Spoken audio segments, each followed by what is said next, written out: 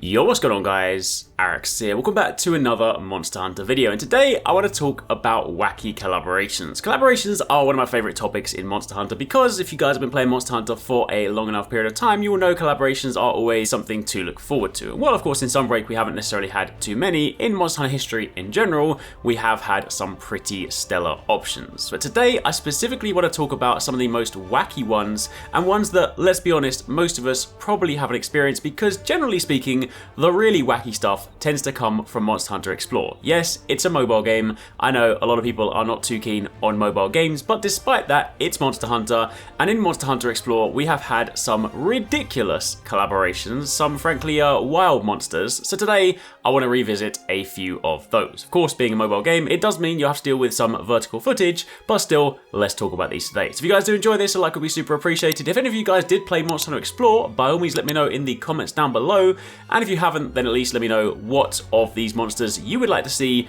come to mainline Monster Hunter games. Of course, they're probably not ever going to, but we can still wish. Also, in addition to this, don't forget that we do still have some ponchies left. If you guys missed the video the other day, we released these awesome Monster Hunter plushies, officially licensed. We've been working really hard on these ones, and the ponchies are these cute palicos with monster ponchos. The ponchos are removable, and we have 4 sweet designs. So if you guys want to grab one, the link to the endgame store is in the description box down below. Make sure you do so. These have been flying out pretty quickly, so if you want to grab them before stocks run out, I would highly recommend doing so soon. And if you want to get them in time for Christmas, you're going to need to place those orders real soon. But anyway, link is down below.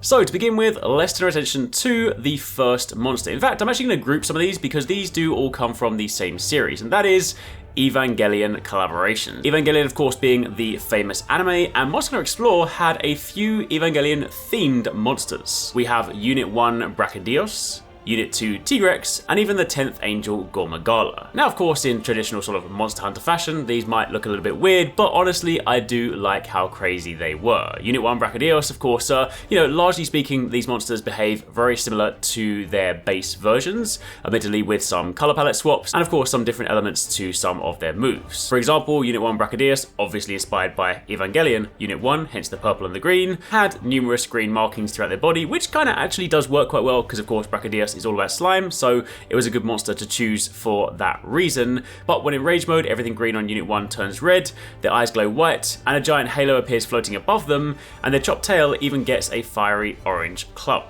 And of course, these did also come with supporting armor sets. In addition to this, we had Unit 2 Tigrex, which of course is, surprise, surprise, based on Evangelion Unit 2, given the color scheme. But I did really like this one, of course, Tigrex being one of my favorite monsters, and I like some of the sort of additional protrusions on its model. It definitely does look pretty menacing, and again, behavior-wise, it is largely speaking very similar, albeit with some color alterations. But this definitely was hella cool. However, in addition to this, we did also get 10th Angel Gormagala, inspired by, once again, the namesake 10th Angel, and of course, unlike its relatives, the 10th Angel Gormagala actually had Zerul's face, chest, and shoulder plates, and of course also had arms in its wings. So, they did of course pick a good monster for this collaboration, because it does look pretty menacing. So, those are admittedly all within one kind of collaboration, but 3 rather strange monsters. However, one for the Attack on Titan fans, we had the aberrant Deviljho. Deviljho, of course, is already a ginormous monster, a very threatening monster,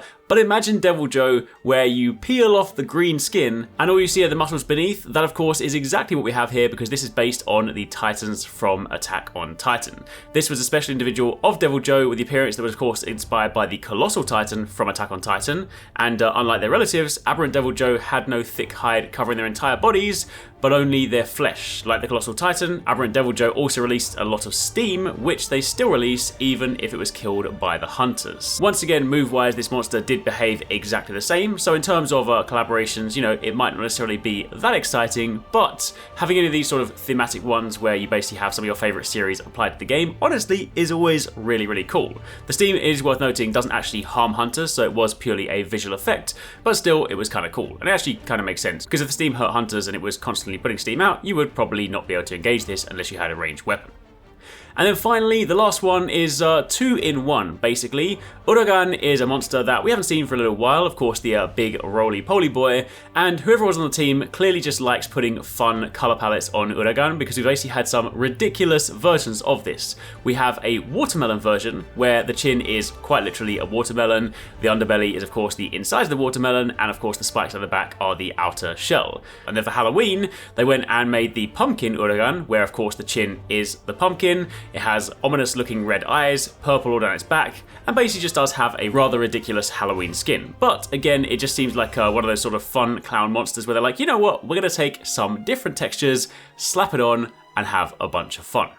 But for the time being, that is pretty much it. Those are a bunch of rather ridiculous collaborations that, truth be told, we're probably never actually going to see in a mainline Monster Hunter game, but it is still cool to acknowledge them. If you guys liked any of these, definitely let me know in the comments down below. If you guys played Explore and perhaps encountered any other collaborations that I didn't mention that you think are worth calling out, similarly, let me know.